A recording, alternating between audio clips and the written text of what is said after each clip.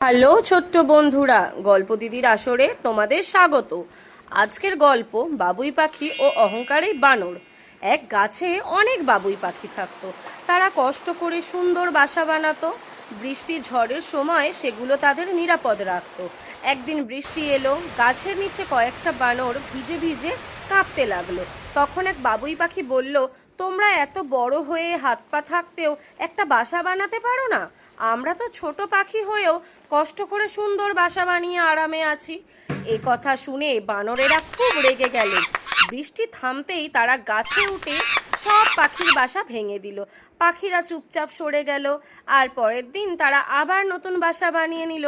কিন্তু বানরেরা, পরের দিন আবার বৃষ্টি, পাখিরা ছিল নিরাপদ আর বানরেরা ভিজে কাঁপছিল আর ভাবছিল ওরা ছোট হলেও অনেক বেশি বুদ্ধিমান। তাহলে নীতি কথা হলো, অহংকার নয়, পরিশ্রম আর বুদ্ধি মানুষকে সত্যিকারের বড় করে তোলে। আমাদের গল্প যদি তোমাদের ভালো লেগে থাকে, প্লিজ চ্যানেলটা সাবস্ক্রাইব করে দিও।